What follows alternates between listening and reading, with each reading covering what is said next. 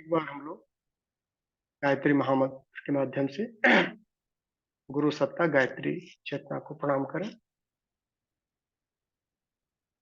ओम भूर्भुवः स्वाहा तत्सवितुर्वरेण्यं भर्गो देवस्य धीमहि धियो यो नः प्रचोदयात्।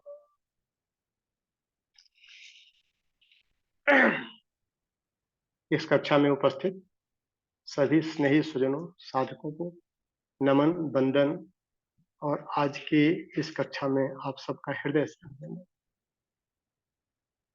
पंचकोश की साधना करते हुए आज लगभग 6.5 साल पूर्ण हुआ और आज एक विशेष दिन भी है, शरद पूर्णिमा। माँ लक्ष्मी की कृपा आप सब पर, हम सब पर बनी रहे, चंद्रमा की शीतलता हम सबको मिलती रहे। उसके अलावा आज एक और विशेष पर्व है, महर्षि वाल्मीकि जयंती।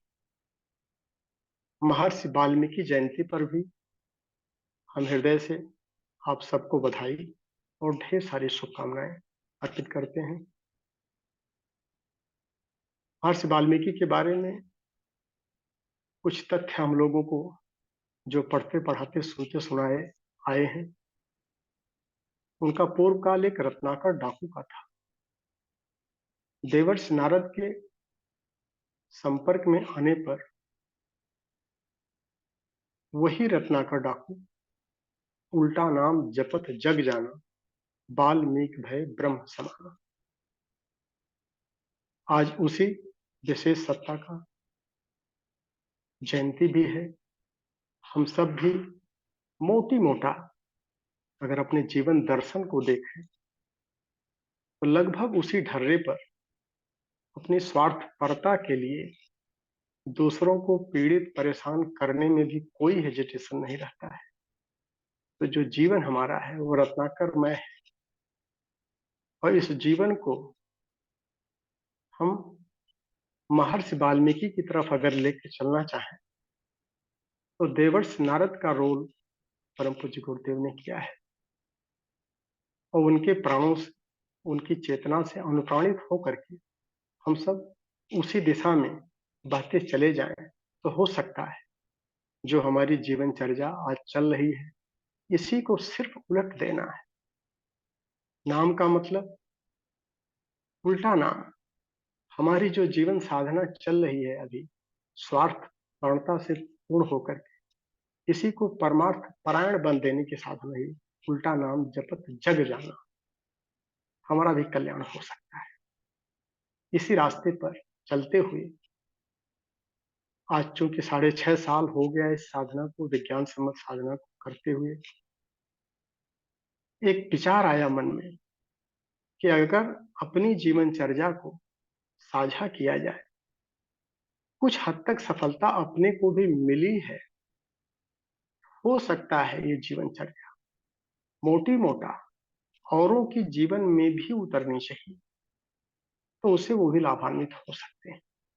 क्या कुछ अगर हमने अपनाया है इन 6 साढ़े 6 सालों के दौरान, उस पर एक थोड़ा सा विचार रखेंगे। अगर हम समीक्षा देखें, अपनी आत्म समीक्षा करें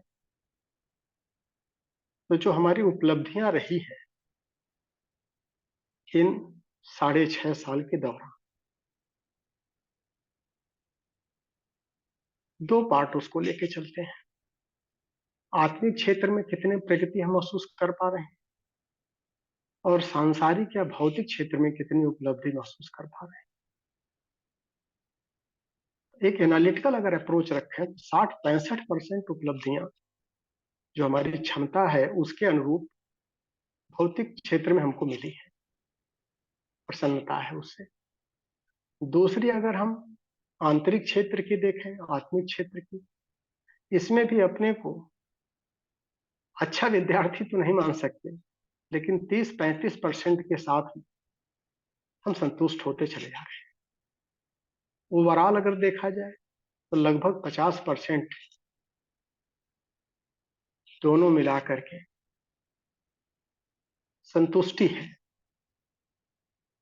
इस रास्ते पे चलने के लिए 50% संतुष्टि भी एक प्रेरणा अपने को भी देती है। एक अवलोकन करें अगर हम पिछले 9 सालों का, क्योंकि गायत्री साधना तो 9 साल से कर रहे हैं, पंचकोश की साधना लगभग 6.5 साल से। 9 साल के पहले की जो हमारी स्थिति थी, कुछ परिस्थितियां व्यक्तिगत स्तर पर, पारिवारिक स्तर पर, आर्थिक स्तर पर इतनी बड़ी चुनौतियां खड़ी हो गई, अंदर से पूरी तरह से हम टूट चुके थे। कहीं कोई रास्ता नहीं था। तमाम महंतों से भी मिले, मठाधीशों से भी मिले, अच्छे लोगों से भी मुलाकात हुई, सब अपने अपने तरह के रास्ते बताते गए। कहीं कोई रास्ता जब नहीं दिखाई पड़ा, एक मैगजीन मिली अखंड ज्योति, उसमें कुछ आर्टिकल ऐसी थी कि जो अपने को अंदर तक गहराई तक टच कर गई।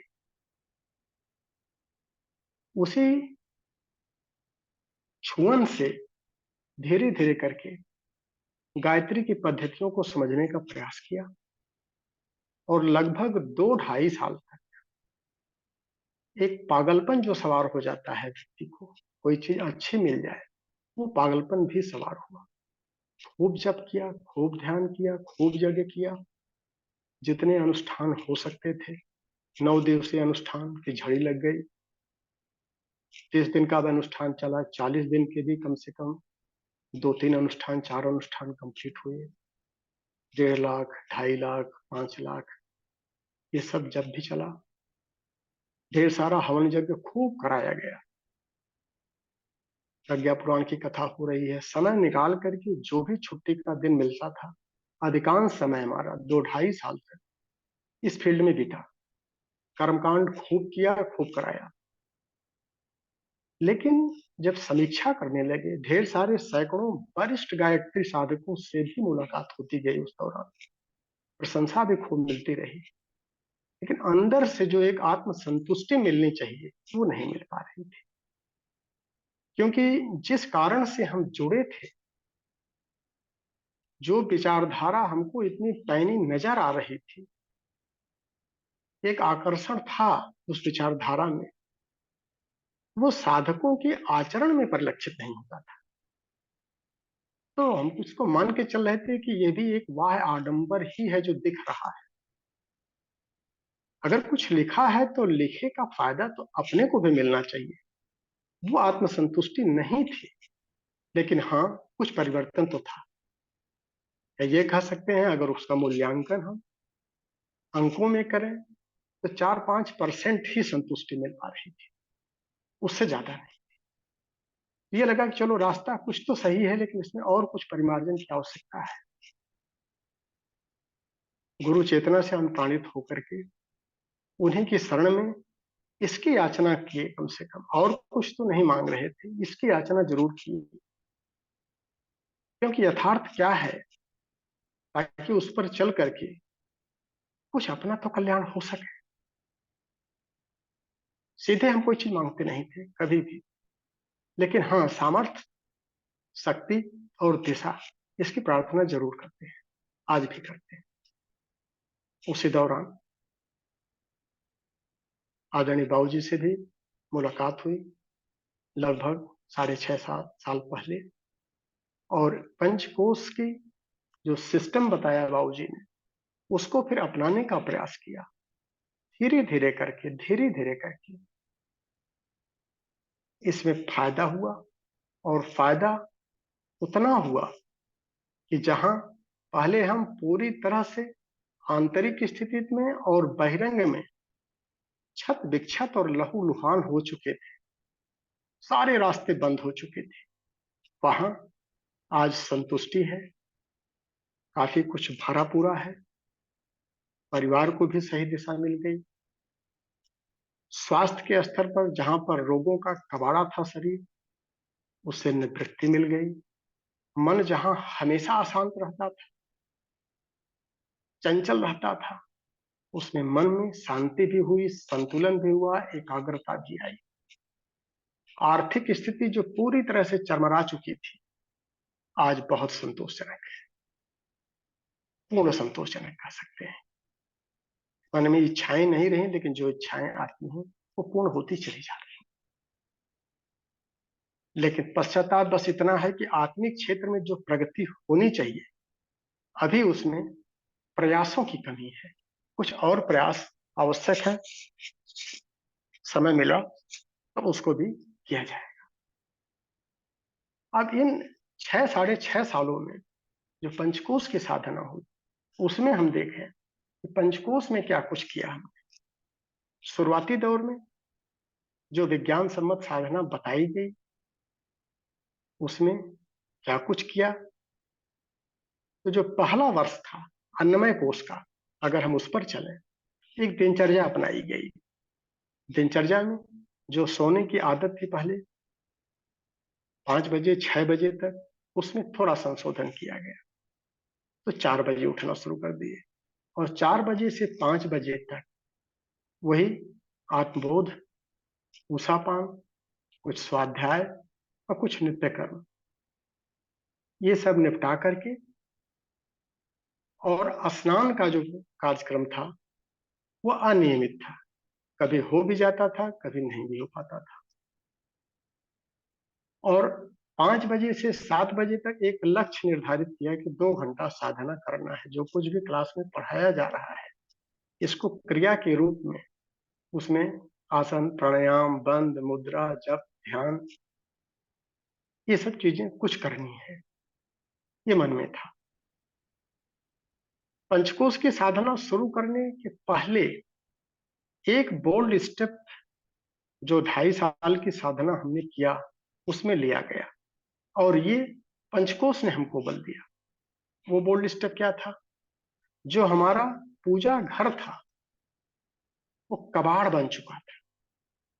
कबाड़ का मतलब, जितने देवी देवता जहां जहां गए, वहां वहां से उनके फोटो भी मिलते गए, सबकी पूजा करते रहे। हनुमान जी को भी इष्ट माने, शिव जी को भी इष्ट माने, दुर्गा जी की भी खूब पूजा किए। ये सब चीजें चूंकि जीवन में चल रही थी, हर जगह से विभूतियां मिलती गई, प्रसाद मिलता गया, शिवलिंग मिलता गया, बड़े बड़े महंतों से मिलने पर भी वहां से कुछ न कुछ मिलता गया। और ये सब चीज अपनी पूजा घर में सजा के रखते रखते इतनी पुड़िया तैयार हो गई कि वो एक बोरियत लगने लगी, और एक डर जो अंदर से थी, पंचकोश से जुड़ते ही 2-4 महीने की जो अनसिस्टमेटिक साधना किया गया, इतना तो प्राण मिला कि कम से कम पूजा घर को साधना कक्ष में परिवर्तित कर दिया। इसलिए ये सारे कबाड़ को इकट्ठा किया हमने, और एक बोल्ड स्टेप लेते हुए सबको हटा दिया, और एक गुरु का चित्र, गुरु सत्ता और गायत्री का चित्र, एक कलश को स्थापित किया शक्ति कलश के नाम पर, और एक अखंड दीपक जो आज भी चल रहा है। क्योंकि दोनों से हम अनुप्राणित होते हैं, साधना काल में दोनों का हमको भरपूर लाभ मिल रहा है, इसको लेके चल रहे हैं। तो साधना कक्ष में अब कबाड़ नहीं रह गया, अब हमारा स्वाध्याय का कक्ष हो गया, और उस पर भी खूब प्रैक्टिकल किया। जो सबसे गंदा स्थान पूरे हमारे आवास का था, उसमें गुरुदेव को बैठा करके और उसमें दिव्यता लाने का प्रयास किया गया, और सबसे पवित्र स्थान जब बन गया, उस शक्ति के प्रति श्रद्धा बढ़ने लगी। तो कुछ प्रैक्टिकल छोटे छोटे करते गए। अब वो पूजा घर नहीं रहा, साधना कक्ष हो गया, और प्रतिदिन नियमित रूप से आरती करते ही करते हैं, तात्विक चिंतन के साथ में, और समापन सूर्य अर्घदान के साथ में। तो लगभग 1 मिनट सूर्य पर प्रातः प्रतिदिन का मौका मिलता है, सूर्य उगे हो न उगे हो, कॉन्सेप्ट चलता है। ये नित्य के अपने दिनचर्या में हमने समावेशित कर लिया, और आज भी ये चल रहा है। संडे को हवन करते हैं विधिवत 108 मंत्रों की आहुति के साथ में। तो लगभग 1 घंटे का समय संडे के दिन यज्ञ के लिए चलता है कि जो कुछ और दिनों पर नहीं होता है समय की बाध्यता के कारण, तो वह यज्ञ की परंपरा भी चलती रहे। ये मोटी मोटा चल रहा है। तो पहले वर्ष में इन साधनाओं के साथ में लगभग 3 घंटे का साधना प्लस स्वाध्याय ये चलने लगा। स्नान की अनियमितता रही, कभी स्नान करके किए तो कभी स्नान 5 बजे के बाद, योग प्राणायाम के बाद भी किए। ये सब चलता रहा। और सायंकाल में भी कुछ जप अगर हो जाता था कार्यालय से आने के बाद, तो 10-15 मिनट जप, कुछ तत्वबोध, कुछ स्वाध्याय।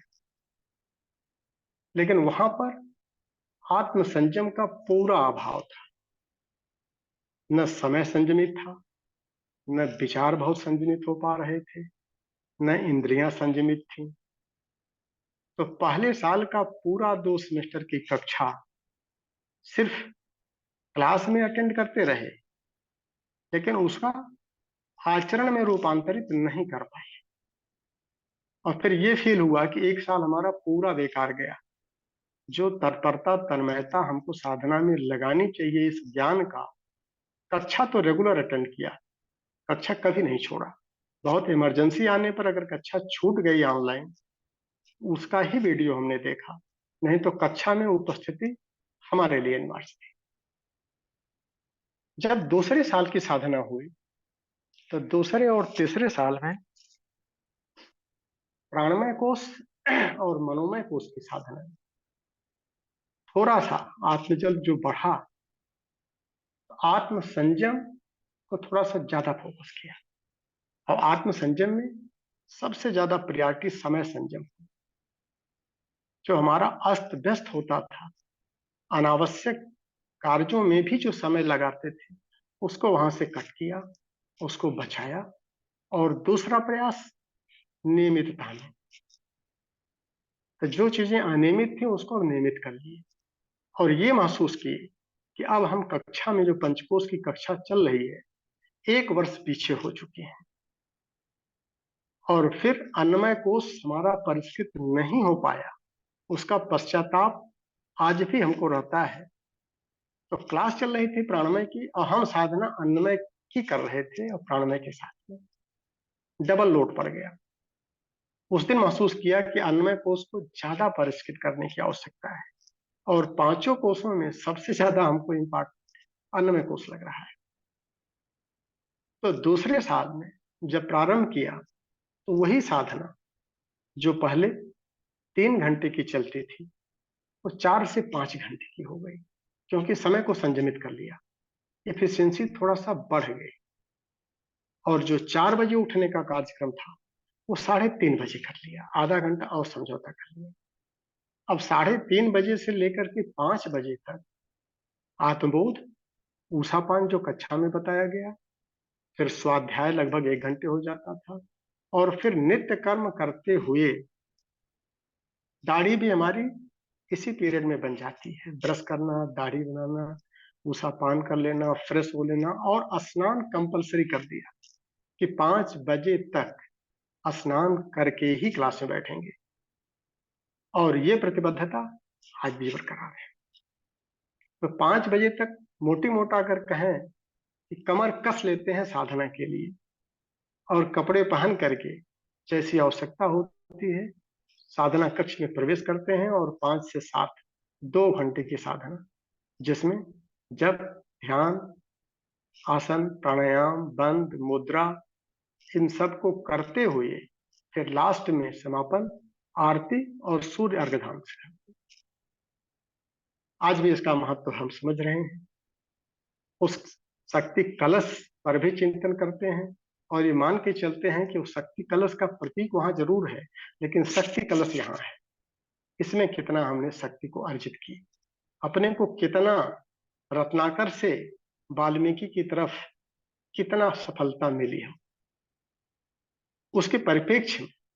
और दूसरा, जो अखंड दीपक जलता रहता है, 24 घंटे अनुप्राणित करता रहता है। कहीं जाते हैं, कहीं से आते हैं, दर्शन करके जाते हैं, आकर के भी दर्शन करते हैं, और साधना काल में भी उससे अनुप्राणित होते रहते हैं। क्यों? क्योंकि वही हमको गुरु चेतना से जोड़ने का माध्यम बन रहा है।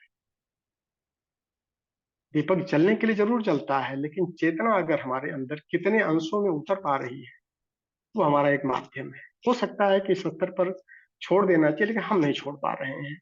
उसको मान लेते हैं कि गुरु का अनुशासन है, उसको हम पालन कर रहे हैं, आज भी कर रहे हैं। सायंकाल में भी समय निकाल करके 5 मिनट, 15 मिनट जप ध्यान और प्लस स्वाध्याय, और लास्ट में तत्वबोध की साधना। तो जो पहले 3 घंटे की थी, वो बढ़ करके 4 से 5 घंटे की हो गई। समय रहता है तो 4 घंटे, कोई विशेष इमरजेंसी आ गई तो उस काल में 4 घंटे नहीं तो 5 घंटे। और फिर जब चौथा और पांचवा विज्ञानमय और आनंदमय की कक्षाएं सेमेस्टर शुरू हुआ, उसमें परिष्कार थोड़ा सा चेतनात्मक स्तर पर भी महसूस होने लगा, और जो हमारी आंतरिक समस्याएं थी वह भी बहुत तेजी से दूर होने लगी।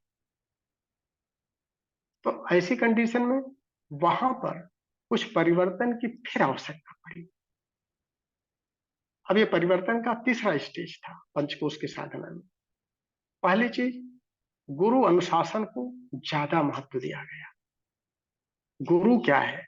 पहले उनके बहिरंग फोटो की पूजा करते थे, फिर बहिरंग के माध्यम से अंतरंग में प्रवेश करने की साहस बढ़ने लगा, लाभ मिलने लगा, और आत्म संयम बढ़िया सधने लगा। आत्म संयम के साथ में समय का संयम, विचार जब एकाग्र हो गए, क्योंकि मनोमय कोश की साधना मोटी मोटा कक्षाएं अटेंड कर चुके थे, तो शांति और संतुलन उसमें खूब बढ़ने लगा। और चूंकि तन्मात्रा साधना भी सधी थी, तो इंद्रियों का संयम बढ़ा था, साधनों का भी संयम बढ़ने लगा। इन सब चीजों को जैसे जैसे गुरु अनुशासन से हम जुड़ने लगे, तो वाह आडंबर छूटते गए और आंतरिक उत्कृष्टता अपने आप बढ़ने लगी। और जो पीरियड था साधना का वही रहा, 3:30 से 5 तक। सारे अपने नित्य कर्म, स्नान से लेकर के आत्मबोध, स्वाध्याय, ये सब चीजें करके, और फिर 5 बजे से 7 बजे तक। अब 5 बजे से 7 बजे का जो 2 घंटे का साधनात्मक स्तर था, उसकी क्वालिटी थी, उसमें सुधार हुआ। शरीर के साथ में मन की एकाग्रता और भावना जब जुड़ने लगी, तो गुरु चेतना ज्यादा से ज्यादा अंशों में अपने अंदर प्रवेश करती गई, तो इफिशियंसी बढ़ गई। अब जो है शारीरिक क्रियाएं कम होती थी, ध्यान परक और साधना की प्रधानता जो थी वो तत्व दर्शन में थी, विचारों में थी। और बार बार वो चीज कौनती थी कि गुरु ने कई बार कहा है, कई जगहों पर कहा है, मैं व्यक्ति नहीं विचार हूं। वो विचार क्या है? वो भावना क्या है? वो तत्व क्या है? वो क्या दर्शन है? अब चूंकि स्वाध्याय बढ़ने लगा, तो इन सब चीजों से जब हम अनुप्राणित होने लगे, तो कुछ साधनाएं ध्यानात्मक और बढ़ने लगी, जैसे पंचकोश का भी ध्यान, कुंडलनी जागरण का भी, नाद योग भी होने लगा, शिथिलीकरण की क्रिया बढ़ गई चौथे और पांचवें साल में। और उसी दौरान जो स्वाध्याय हुआ है, वो उपनिषदों का, जो 108 उपनिषद परम पूज्य गुरुदेव ने दिया है, इनका भी अध्ययन किया गया खूब। दर्शन का, दर्शन में 3 दर्शन को कई राउंड पढ़ा गया, योग दर्शन, सांख्य दर्शन और वेदांत दर्शन। ये तीनों का अध्ययन उसी टाइम पर हुआ। प्रज्ञोपनिषद को भी 2-3 राउंड पढ़ने का प्रयास किया गया। हर बार पढ़ने पर नए विचार आते थे, क्योंकि विचार और भावना खोजने का एक अभियान चल पड़ा। और वाङ्मय 15 को भी पढ़ा गया 2-3 बार, क्योंकि कुंडलनी जागरण की भी साधना चल रही है पैरेलल में। और इसी बीच में 10-15 वाङ्मय और जो उचित लगे उनका भी स्वाध्याय किया गया। अब 5वें वर्ष के बाद जब तंत्र साधना अभी शुरू हुई है पिछले 1-1.5 सालों में आत्मा अनुसंधान मंडल में, अब उसमें आज की स्थिति मोटी मोटा संतोषजनक, लेकिन वही 5% से 35% तक पहुंचे हैं। और फोकस ज्यादा हमने बहिरंग, चूंकि बहिरंग बहुत ज्यादा अव्यवस्थित था, उस पर ज्यादा ऊर्जा दिया गया, जो भी शक्ति मिलती गई तो वो ज्यादा सुव्यवस्थित हुआ। अंतरंग पर ध्यान कम दे पाए, ये हमारी कमी रही व्यक्तिगत रूप से। तो वो 5%, 10% से बढ़ करके 35% हो गई है। अब चूंकि आत्मा अनुसंधान मंडल में भी वेदाचार्य, वैष्णवाचार्य, शैवाचार्य 3 सेमेस्टर हो गया है, और कल से दक्षिणाचार्य अगले सेमेस्टर की कक्षा श्रद्धेय बाबूजी लेंगे। उसके बाद वामाचार्य, सिद्धांताचार्य और कौलाचार्य में क्या कुछ हम सब कर पाते हैं, ये आगे का भविष्य निर्धारित करेगा, वही डिसाइड करेगा। अब इस स्थिति में ये रही मोटी मोटा 5 साल की। अब 5 साल में अगर हम देखें, एक सारांश लेके चलें कि आचार संहिता हमने क्या लिया, कर्मकांडों के साथ में क्रिया पद्धति तो चल रही है, तो सारांश जो निकल के आ रहा है वो गुरु अनुशासन के साथ में अपना पुरुषार्थ पराक्रम जो भी संभव हो पाता है, लेकिन गुरु अनुशासन को प्राथमिकता देना पड़ेगा। जो हमने किया, हमको बहुत फायदा मिला, और जब तक गुरु अनुशासन को तवज्जो नहीं दे करके क्रिया करते रहे और सोचते रहे कि समाज का कल्याण कर रहे हैं, तो संभवतः समाज का अहित हमने ज्यादा किया। इसलिए वो पीरियड पश्चाताप के लिए ज्यादा रहता है। हाँ, इस दिशा में लाने के लिए अगर उस पीरियड में पश्चाताप वाले में न घुसते तो शायद ये दिशा भी नहीं मिल पाती। इसके लिए वो भी महत्वपूर्ण हम मान लेते हैं कि 2-2.5 साल का जो पीरियड था, कर्मकांड परक जो था, और बहिरंग की खूब साधनाएं की गई। अब जो है अंतरंग की साधना, जो हमको यहां से कुछ मिल पा रहा है। अब गुरु अनुशासन एक शब्द आता है, गुरु अनुशासन कैसे मान के चले। अब गुरु अनुशासन को अगर हम लेके चले, तो गुरु अनुशासन और आत्म संयम कैसे गुरु के विचारों से जुड़े। अब गुरु के विचारों से, और चूंकि गुरु हमारे इस समय सूक्ष्म सत्ता और कारण सत्ता में है, तो उनसे जुड़ने का सबसे अच्छा तरीका हमको जो लगा, हमने कभी व्यक्ति को प्राथमिकता नहीं दिया, संस्था को भी प्राथमिकता नहीं दिया। क्यों? क्योंकि व्यक्ति और संस्थाएं जो हैं देश काल परिस्थितियों के अनुरूप बदल सकती है, तो उस सत्ता से सीधे क्यों ना जुड़ा जाए। तो उससे सीधे जुड़ने के लिए उसके विचारों को देखा गया। अब विचारों को अगर हम आते हैं, तो गुरु के प्रति श्रद्धा को बढ़ाने के लिए जो गुरु के विचार हैं, जो उनकी भावनाएं हैं, जो गुरु की आज्ञा है, उसी को हम गुरु अनुशासन मान लेते हैं। और उसको समझने के लिए हमको क्या करना पड़ेगा? 3 चीजों को हमने पालन किया। पहला, कि जो उनके सूत्र दिए हैं साधारण आदमी के लिए, क्योंकि हम बहुत साधारण व्यक्ति हैं, उन सूत्रों पर जो 18 सत्संकल्प सूत्र हैं, गहन मनन चिंतन किया। 2.5 साल तक तो नारे लगाते रहे, लेकिन लगा कि नहीं, अब नारे बंद कर देने चाहिए, उसको अंदर लेना है गुरु चेतना को। तो वो क्या लिखा है, उसका क्या मतलब बनता है, ईश्वर को सर्वव्यापी और न्यायकारी मान करके उसके अनुशासन को जीवन में उतारेंगे। इस पर खूब चिंतन किया, महीनों महीनों तक चिंतन किया। दूसरा, इस शरीर को भगवान का मंदिर मान करके आत्म संयम और नियमितता के द्वारा आरोग्य की रक्षा करेंगे। और आत्म संयम और नियमितता अगर आ गई, तो स्थूल शरीर का सूक्ष्म शरीर भी शुद्ध हो जाएगा, कारण शरीर भी स्वस्थ हो जाएगा। तो 2 ही सूत्र काफी है। तो इसी तरह से 18 सूत्रों पर गहन विचार चला और नारा बंद हो गया। फिर गुरु अंदर अपने आप उतरने लगा।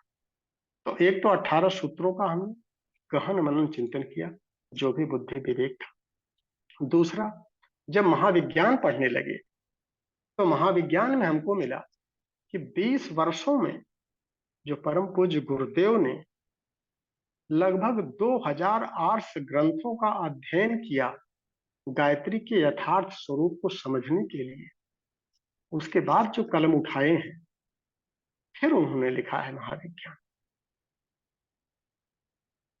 तो जो उन्होंने शोध किया था, जो उन्होंने तपस्या की पराकाष्ठा पर जा करके 2000 आर्ष ग्रंथों का अध्ययन करके जिस पुस्तक को दिया है, वो पुस्तक बहुत सरल और सहज भाषा में उन्होंने अभिव्यक्त किया है, वो साधारण नहीं हो सकती है। तो वो पुस्तक उन्होंने क्यों लिखा, इस पर हमारा कई सालों से मंथन चल रहा था। प्रश्न एक कौन रहा था मन में। उसी में जब उसके, ये तो दूसरे खंड में उन्होंने लिखा था, और जब तीसरे खंड में हम जाते हैं और पंचमुखी सावित्री साधना पर जाते हैं, जो तीसरा खंड पूरा उन्होंने दिया है, तो उसमें दो चीजें आती हैं। एक तो अनंत आनंद की साधना जो तैत्तिरीय उपनिषद के भृगु बल्ली में है, और वरुण और भृगु ऋषि के बीच में जो आपसी संवाद है पिता पुत्र के बीच में, कि पिता तो ब्रह्मज्ञानी थे ही और पुत्र भी ब्रह्मज्ञानी बनना चाह रहे थे। उसका उन्होंने बनने का एक ही फार्मूला बताया कि तपसा ब्रह्म विजिज्ञासस्व तपो ब्रह्म। ये पढ़ने लिखने और प्रवचन से बहुत ज्यादा इस पर नहीं मिल पाएगा। इसकी यात्रा तप से ही हो पाएगी और तप से ही इसकी पूर्णता तक पहुंचा जा सकता है। सिर्फ तप करो, और उसी तप को बार बार इंस्ट्रक्शन दे करके अंत तक उनको अखंड आनंद में पहुंचा दिया। उनकी यात्रा तप के माध्यम से पूरी हुई। तो बिना आचरण में उतारे ये गुरु अनुशासन हमको नहीं मिल पाएगा, उसका लाभ नहीं मिल पाएगा। दूसरा, उसी में जब हम तीसरे खंड में, जो तीसरा खंड पूरा का पूरा सिद्धांत है, वो गायत्री मंजरी के 46 सूत्रों पर आधारित है। तो गायत्री मंजरी का जहां 286 पेज है संयुक्त संस्करण में, उसी के नीचे वो लाइन मिल गई जो हम खोज रहे थे। वो लाइन क्या लिखी थी? जिस पुस्तक की व्याख्या स्वरूप मैंने ये पुस्तक लिखी है, 2000 आर्ष ग्रंथों का गहन शोध और अध्ययन करने के बाद महाविज्ञान हमने क्यों लिखा है, उसका उन्होंने उत्तर दे दिया है। जिस पुस्तक की व्याख्या स्वरूप ये पुस्तक लिखी गई, ये पुस्तक मतलब महाविज्ञान लिखा गया है, उस गायत्री मंजरी को हिंदी टीका सहित नीचे दिया जा रहा है। वो हमारे लिए बहुत इंपॉर्टेंट हो गया। चाबी मिल गई खजाने की। और फिर जब गायत्री मंजरी के 2 सूत्र, वैसे तो उसके 46 सूत्र 46 बड़े इंपॉर्टेंट है, लेकिन 2 सूत्र हमको बहुत प्रभावित किए जब उसका चिंतन चलने लगा। 41वां और 42वां। 41वां सूत्र क्या है? गुरु नैव प्रिय विद्या तत्व हित प्रकाशते, और गुरु बिना तू सा विद्या सर्वथा निष्फला भवे। अर्थात गुरु ही विद्या के तत्व को साधक के हृदय में प्रकाशित करता है, और गुरु के बिना वही विद्या सर्वथा निष्फल हो जाती है। अब गुरु और महाप्राज्ञ वेद मूर्ति तपोनिष्ठ पंडित श्री राम शर्मा आचार्य जी को अगर हम गुरु बना रहे हैं, तो अपने शिष्यत्व की साधना तो करना ही पड़ेगा। वो गुरु हमारे हृदय में, हमारे अंतःकरण में उस विद्या को प्रकाशित करेगा, जब उसके अनुशासन को हम जीवन में उतारें। और अनुशासन को ही हमने गुरु मान लिया। फोटो के बहिरंग को नहीं माना हमने, उस अनुशासन को माना, उनका आदेश मान लिया, उनका आदेश ही समझने का प्रयास किया। और जो 42वां सूत्र है, गायत्री तो पराविद्या, गायत्री तो पराविद्या है। तत्फला वाप्तये गुरु और साधकेन विधातव्यो गायत्री तत्व पंडित है। अब हमको तत्व दर्शन पर भी जाने की आवश्यकता पड़ गई, क्योंकि गुरु की श्रेष्ठता में कहीं राय रत्ती भर कमी नहीं है। उसकी महानता में, उसके जीवन दर्शन में उंगली नहीं उठाई जा सकती। तो जो कुछ सुधार परिष्कार करना है, उस प्रकाश की उपलब्धि में अपने अंतःकरण, और यही दो चीज हमारे जीवन में आमूल चूल परिवर्तन करने के लिए एक प्रेरणा स्रोत बन गया। और तीसरा, जब गायत्री मंजरी का उसकी विशेष व्याख्या कहाँ मिली, उसके लिए वाङ्मय 13, गायत्री पंचकोशी गायत्री साधना एवं उसकी उपलब्धियां। वाङ्मय 13 में जब हम आते हैं, तो वहां पर भी पृष्ठ नंबर जो पुराने संस्करण है, 1.8 पहले अध्याय का 8वां और 9वां पेज पर उन्होंने उस गूढ़ रहस्य को लिख दिया है। और जो नए संस्करण है उसमें पेज नंबर 1.4 एंड 5 पर है। तो 4 और 5 पर मिला करके उन्होंने क्या लिखा है कि यह एक उच्च योग साधना है। उच्च योग साधना का मतलब क्या है, ये समझना चाहिए कि जो बाल के लिए, वृद्ध के लिए, नर के लिए, नारी के लिए, गृह के लिए, विरागी के लिए, सभी के लिए अति आवश्यक है, अनिवार्य है, उसके साथ में अति सरल है और सर्वथा हानि रहित है।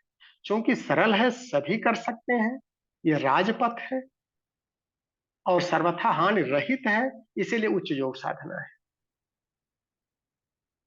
उच्च योग का मतलब नहीं है कि कुछ विशिष्ट व्यक्तियों के लिए, जन सामान्य के लिए, बाल वृद्ध के लिए, नर नारी के लिए, चाहे गृह हो, चाहे सन्यासी हो, बैरागी हो, पठाधीश हो, सबके लिए आवश्यक है। तो ये दो तीन चीजें जब मिली हमको इसको करने के दौरान, और इन दोनों तीनों चीजों में जब हमने इसके तत्व दर्शन पर विचार किया और उसके सूत्रों पर गए, कुछ सूक्ष्म दृष्टि भी डालने का प्रयास किया गया, तो गुरु की साधना, उनका आदेश, उनके विचार, उनकी भावनाओं को अधिक से अधिक अपने अंदर समावेशित करते गए, और फिर श्रद्धा उतने ही अंशों में प्रगाढ़ होती चली गई। अब मैटर आता है कि श्रद्धा की प्रगाढ़ता के साथ साथ प्रज्ञा में भी कुछ प्रखरता जरूरी होती है, और प्रज्ञा में अगर प्रखरता नहीं आ जाएगी तो ऐसी स्थिति में श्रद्धा हमारी कहीं अंधभक्ति में न चली जाए, भावावेश में हम भावुक न बन जाए, नहीं तो पता चला पूरा का पूरा पुरुषार्थ हमारा गलत दिशा में चला जा रहा है। गुरु का आशीष हमको तभी मिल पाएगा कि क्योंकि वो स्थित प्रज्ञता की स्थिति में है, तो अपने को भी उस दिशा में चलना पड़ेगा। तो जो गायत्री का दूसरा खंड है महाविज्ञान का, तीसरे खंड को तो समझ लिए, लेकिन तीसरे खंड को समझने के लिए थोड़ा सा अपना चिंतन और जरूरी पड़ गया। तो जो दूसरा खंड है जिसे हम विज्ञान मानते हैं, ज्ञान विज्ञान और उसका प्रैक्टिकल, तो विज्ञान में जाना पड़ा, और विज्ञान के जो गायत्री लिटरेचर है उस पर भी कक्षाएं हुई। तो कक्षाओं के साथ में उन कुछ बिंदुओं पर जो कुछ सूत्र हमको बहुत अपील किए, और वही उसका आधार था जीवन में आमूलचूल परिवर्तन का। उसमें सबसे पहले जो अन्नमय कोश की साधना के समय लिया गया था, उसका दोबारा से जब अध्ययन किया गया, स्वाध्याय किया गया, तो गायत्री स्मृति, और गायत्री स्मृति में जो दो शब्द हैं, एक देवस्य और एक धीमहि, जब इन 6 अक्षरों की साधना जीवन में उतारी गई, बहुत परिवर्तन हुआ। तो जो गायत्री स्मृति है, हम चाहेंगे कि साधक, उस पर तमाम कक्षाएं हो चुकी हैं। वैसे उसके 25 सूत्र हैं, 25 महत्वपूर्ण हैं, लेकिन ये 6 सूत्र जो हैं, देयानि स्वसे पुंस, स्व इंद्रियाणि खलानि च, असंयतानि खादन्ति इंद्रियाणि तानि सुखम्, बस नित्यम पवित्र सन बाह्य अभ्यंतर तथा। ये तो पवित्रतायाम ही राज की प्रश्न था। अधिक से अधिक जैसे तैसे हो सके आंतरिक पवित्रता को बढ़ाते रहे। और एक तीसरा सूत्र मिला देवस्य का, उसने भूचाल ला दिया लाइफ में। संतनम परमार्थ से परार्थो ही बुधई मत है, जो अन्यान सुख है विद्वान तस दुखम विनश्यति। मतलब हम लोग चलते रहते हैं हमेशा कि भाई हमारे घर में तो अशांति है, हमारा बच्चा खराब है, हमारा ये दिक्कत आ गई। उसका एक बहुत साधारण सूत्र दिया है, जब तक आप उन उलझनों में रहेंगे वो नहीं सुलझ सकती हैं। उसका एक ही सूत्र दिया उन्होंने, परार्थो ही बुधई मत है। जब आपका जीवन परमार्थ के लिए होने लगेगा, आपकी समस्याएं स्वतः सुलझ जाएंगे, सूत्र दिया है। यहां पर हमने परिवर्तन कर दिया, और परिवर्तन करते ही आमूलचूल परिवर्तन हो गया। पहले हम स्वार्थ संकीर्णता में जाकर के उसका उपाय खोजते थे, नहीं मिला है। उसी तरह से जब धीमहि, हमारी धारणा शक्ति वहीं से बढ़ पाई है। धीमहि में धी अक्षर की, धीरस्तु शुभयम नहीं एक श्यामी समनुतो प्रियताम उन्नति सर्वाश्वासासु जीवन। बहादुर व्यक्ति जो होगा, अगर हम गायत्री की साधना है, प्राण की साधना है, बहादुर है, हर दिशाओं में बहादुरी दिखाएं, सिर्फ एक क्षेत्र में हम संतुष्ट कैसे हो सकते हैं? तो ये जो सूत्र है, एक एक अक्षरों की जो व्याख्या समय समय पर की गई है स्मृतियों में, इनकी आवश्यकता पड़ेगी ही पड़ेगी प्रज्ञा को प्रखर करने में। तीनों चरणों को लेकर चलना पड़ेगा। और फिर गायत्री जब गीता में आए हैं तो उसके 14 सूत्र महत्वपूर्ण थे, लेकिन सबसे ज्यादा हमको जो प्रभावित किया है वो योना किया है। आत्मसंयम कैसे सधै, योना जो दिया है कि जो भी हमारी संसाधन है, जो भी हमने अपने श्रम से कमाया है, ज्यादा कमाया कम कमाया, जो कुछ भी हमारा अपना है जिसको मानते हैं, उसके कम से कम अंश को अपने लिए उपयोग करें और अधिक से अधिक अंश को आवश्यकता अनुरूप उदारता पूर्वक सुनियोजित करते हैं। यहीं से आत्मसंयम की साधना सधने लगी।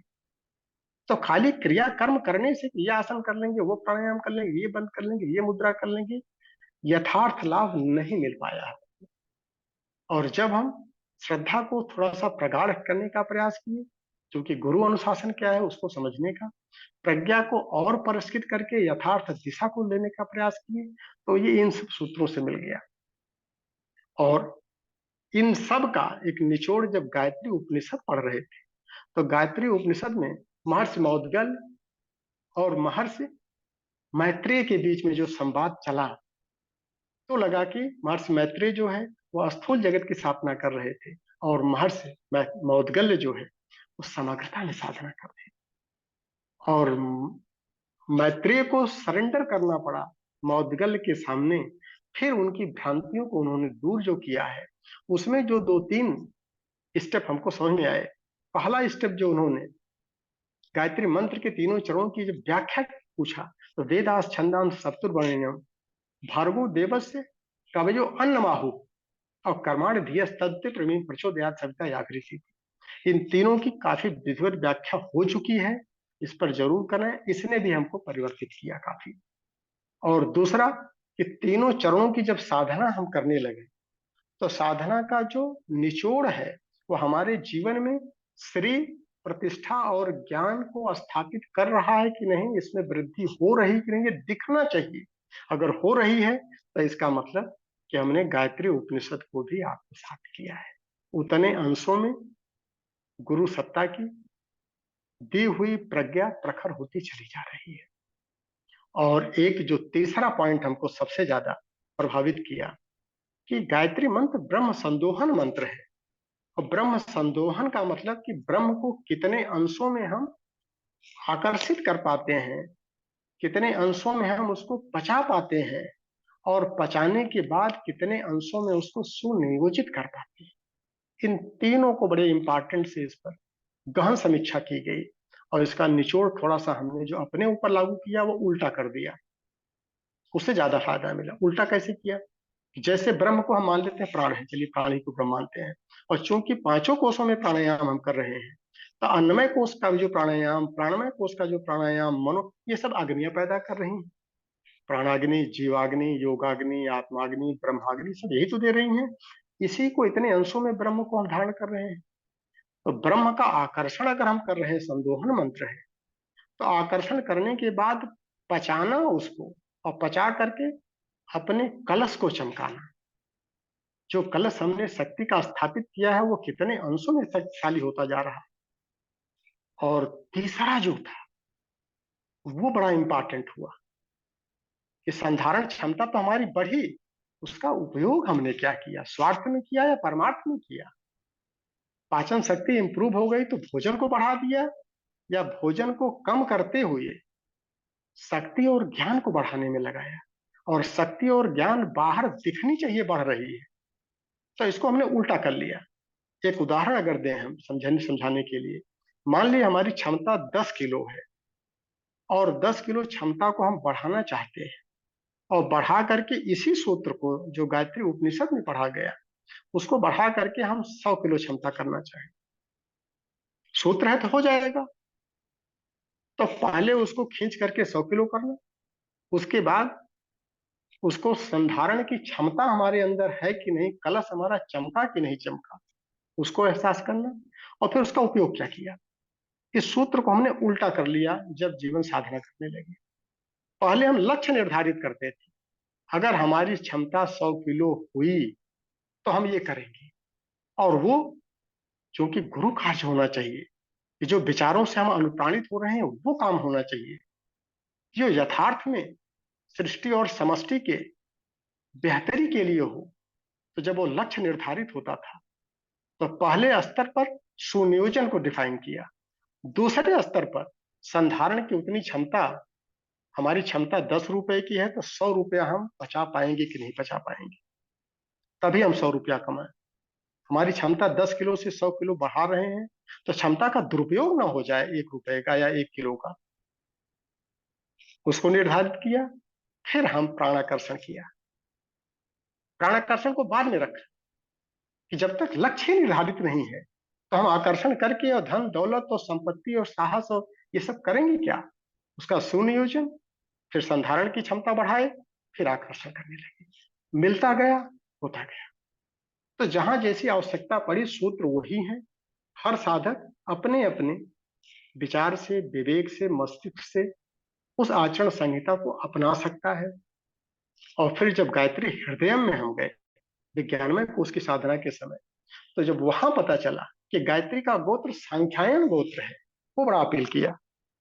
सांख्यायन का मतलब संसार में जो कुछ भी हम समृद्धि हासिल कर रहे हैं, तो पदार्थों को उत्साह पूर्वक एकत्र करना और उदारता पूर्वक उसका सुनियोजन करना, गुरु कार्य के लिए, परमार्थ परायणता के लिए, स्वार्थ के लिए नहीं।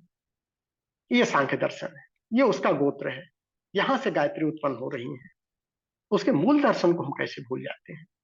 दूसरा, मीमांसा लक्षणम, गायत्री का लक्षण क्या है, कैसे पता चलेगा साधक गायत्री में है?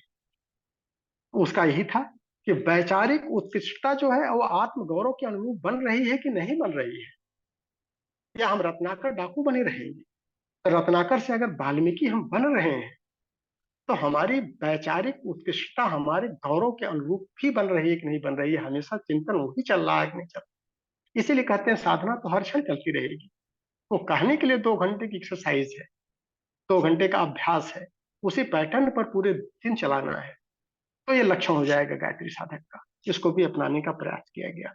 और तीसरा, जो चेष्टा क्या है गायत्री की, 18 वेदों विचेषितम, जो सूत्र दिया है गायत्री हृदय में, कि ज्ञान जो है वो व्यवहारिक अभीष्ट की प्राप्ति हेतु प्रचंड पुरुषार्थ किया गया कि नहीं किया गया, या स्वार्थ संकीर्णता में ही हम सीमित रह गए।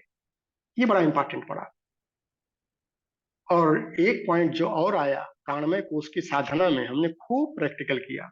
वो किया, गायत्री संहिता का एक सूत्र मिला हमको, 67 नंबर का सूत्र, जब प्राणमय कोश की साधना चल रही थी उसमें इसका उदाहरण भी आया कई बार।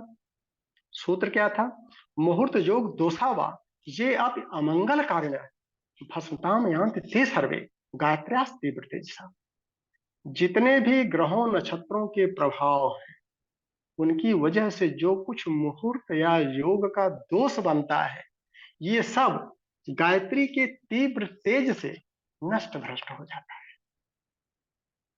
तो ये कल पढ़ने के लिए थोड़ा बना था, इस पर भी अभ्यास किया, खूब अभ्यास किया गया। और जब प्राणमय कोश की साधना चली, इसका खूब प्रैक्टिकल किया गया। उसी समय से मुहूर्तवाद समाप्त हो गया अपने जीवन से। मूढ़ मान्यताएं जो भी खोपड़ी में चलती थी वो सब खत्म हो गई, और ढेर सारे पारिवारिक स्तर पर, सामाजिक स्तर पर जो हमारे संस्कार होते थे, उनको आमूल चूल परिवर्तन करके इसका प्रैक्टिकल किया गया। इस तरह से अगर हम देखें तो गुरु के विचारों को अधिक से अधिक अपने अंदर आत्मसात करें, और थोड़ा सा सूक्ष्म दृष्टि के साथ में अनुशासित होते चले जाएं, तो गुरु की श्रद्धा उसके प्रति उतनी ही बढ़ जाती है, प्रज्ञा भी प्रखर हो जाती है। और अगर हम निष्ठा पर आते हैं, तो निष्ठा हमारी प्रचंड कैसे हो, प्रबल कैसे हो, उसके लिए पंचकोश साधना का जो नियमित साधना हम लोग क्लास में पढ़ते हैं, सैटरडे संडे की कक्षाएं रेगुलर, और इसमें थोड़ा सा परिवर्तन हमने अपने लिए किया। जो कुछ पढ़ाया गया, पढ़ते तो हम हैं सब, लेकिन करते हम अपने हिसाब से जो उचित लगता है। इसमें हमने ये देखा कि पंचकोश को अगर समग्रता में ले, तो पंचकोश एक पूर्ण साधना है। परम पूज्य गुरुदेव ने लिख दिया है, पूर्णता तक पहुंचने के लिए पंचकोश का आधार लेना ही पड़ेगा। अब उस पूर्णता को हमने दो पार्ट में डिवाइड कर लिया। पहला पार्ट परिष्कार पांचों कोशों का। पांचों कोशों में जो दुष्प्रवृत्तियां, कुसंस्कार हमारे पड़े हैं जन्म जन्मांतरों के, उनका परिष्कार। और परिष्कार के बाद जो दूसरा चरण है पोषण का, खाली परिष्कार ही काफी नहीं है, क्योंकि पूर्णता की तरफ ले जाता है हमको। तो पोषण के लिए सत्प्रवृत्तियों का संवर्धन भी पंचकोशों के अनुरूप होना चाहिए। इसलिए जो हमने साधना की अपने जीवन में, उसमें हमने इसकी इष्टिकाओं को 19 नहीं रखा, 24 रखा। इसके साधन कक्षा में हमेशा 19 साधन बताए गए, लेकिन हमने जो जीवन में साधना किया 19 के साथ में 5 और जोड़ दिया, क्योंकि गायत्री की साधना और पूर्णता की तरफ अगर ले जाना है तो ये 24 को लेकर चलना पड़ेगा। तो 19 तो समय समय पर वो कक्षाओं में बताया जाता है, अभ्यास भी करके दिखाया जाता है विभिन्न फोरम पर, लेकिन 5 जो हमने जोड़ा है उस पर हम चर्चा कर लें, क्योंकि इस 5 के बिना पूर्णता की तरफ हम पंचकोश से भी नहीं जा पाएंगे। ये 5 क्या है? पांचों कोशों का आहार। जब तक हम पांचों कोशों को उसके अनुरूप आहार नहीं देंगे, उसका विनियोग नहीं करेंगे, उसका उपयोग नहीं करेंगे, तो वो प्रखरता न प्रज्ञा में आ पाएगी, न श्रद्धा हमारी उतनी प्रगाढ़ हो पाएगी, और निष्ठा भी हमारी, जो प्रबल निष्ठा का हम लोग बार बार चर्चा करते हैं, वो भी नहीं उतर पाएगी। अब इसमें पांचों का आहार क्या दिया जाए, क्योंकि समय समय पर हम आहार देते रहे। आज इसको अनुभव में इसीलिए साझा करने का, अन्नमय कोश का जब आहार चला, थोड़ा हमारा अन्नमय कोश कमजोर रहा, जितना मजबूत होना चाहिए उतना मजबूत नहीं रहा। उसका सूत्र सबको पता है, ऋतभुक, हितभुक और मितभुक। जो ऋतु को अनुकूल हो, अल्प हो, और शरीर के लिए कल्याण, क्योंकि अन्नमय कोश को हम दूर कर रहे हैं। यह शरीर अन्न से ही बना है, तो अन्न का परिमार्जन बहुत आवश्यक है। हम कोई भी साधना कर लें, और अगर अन्न को परिष्कृत नहीं किया हमने, तो वो साधनाएं हमारी फलीभूत नहीं हो पाएंगी। इसलिए ऋतभुक, हितभुक, मितभुक को लेकर के सात्विक, स्वल्प, सरस, सुपाच्य, इस पर फोकस किया गया। ज्यादा फायदा मिला अन्नमय को परिष्कृत करने में। और इसी के साथ में जलाहार को बढ़ा दिया गया। दिन में भी जब जलाहार की क्वांटिटी बढ़ी, तो सिप सिप करके पीने की आदत खाली सवेरे ही नहीं रखी गई, दिन में भी एक घूंट लेकर के और अपना काम करते रहे चुबलाते हुए, और सल्वरी ग्लैंड के मिक्सिंग के साथ जाती रही, और शरीर शुद्ध होता चला गया। दूसरा, प्राणमय कोश की जब साधना किया गया, तो प्राणमय कोश को भी तो आहार मिलना चाहिए। शुद्धि कर लिए लेकिन पोषण नहीं दिए, तो फिर कमजोरी बना रह जाएगा। तो मुहूर्तवाद को समाप्त किया। जितने बड़े काम हमारे परिवार में हुए, सबका हमने पूछा लोगों से कि सबसे खराब मुहूर्त कौन है साल का, उसे दिन रखा गया, और इस सूत्र को खूब अपनाया गया। जितने भी अच्छे काम हुए, और सब खराब मुहूर्त में ही करके हमने कहा, अगर गायत्री में शक्ति है और साधना सही दिशा में चल रही है, तो डर को ही तो हटाना है, साहस को ही तो पैदा करना है, सामर्थ्य को ही तो बढ़ाना है। उसका प्रैक्टिस कहाँ करें?